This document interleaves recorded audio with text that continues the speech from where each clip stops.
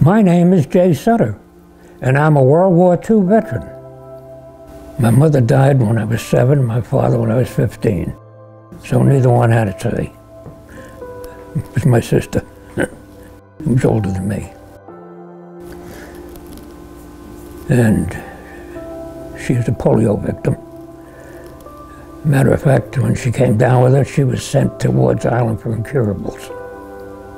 My mother got her off the island and back, and if it wasn't for the kids that she associated with, whatever, she would never walk. They drafted me right out of school.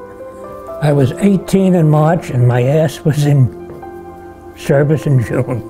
And that's right after the Battle of the Bulge, when they were grabbing any live body that could pass a physical.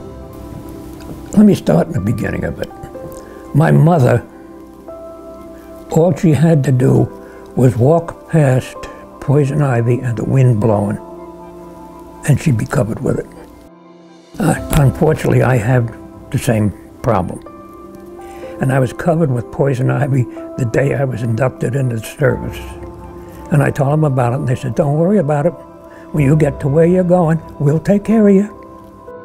I was asked, "What branch do you want?" I'd tell them Navy. They said, "You're in the Army." Okay. I got to the Army, my basic training, and they said, what do you want to do? I said, "I'm going to be an electrical engineer." That all went up in smoke. I knew where I was going the minute I reported for duty. I had to travel from Staten Island to New York, then you're going to Camp Livingston, Louisiana. Goodbye. Yeah, I think it was 16 weeks. You had 2 divisions, CIC and SID. And I was in security intelligence, post-camp station, whatever. I don't talk about that part of it. I was in the military intelligence. That's all that's necessary. My trips out of the country were short and brief. Somebody said to me, "How many trips did you make out of the country?" They wouldn't believe the number. Because bing, 3 or 4 days back. But I did more work in this country than I did overseas. So you know what I did, where I was. My travels, I can't talk. Nor can I tell you what I did. All I can say is, I was there. Life was a mystery. Well, what I'm going to say, probably the young kids wouldn't like. I think they still should be drafted. Male and female.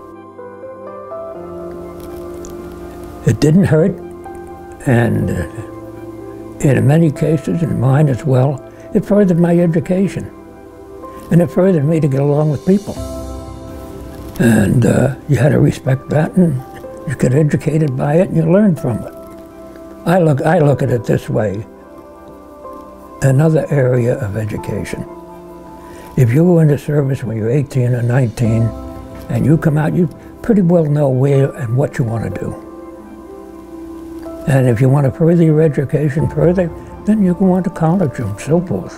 It teaches you how to get along with others and respect. If you can't respect and enjoy what you're doing, you're in the wrong place.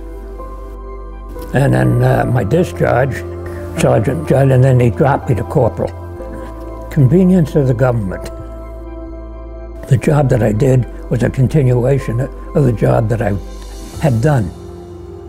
So there wasn't much of a change. Of course, I got a little more education in both places, so. Floundered around from this job to that job to see which one I liked, and I finally found it's the one with Hooper Holmes Bureau. And I stayed with them and became vice president. It's a national company. And we had offices in every state in the country. We investigated people for insurance, right down to your car insurance. The company wanted to know what kind of people are they insuring. Joanne was my wife, and lovely gal. She had 2 children. And she came down with cancer. And I haven't gotten over that to this day.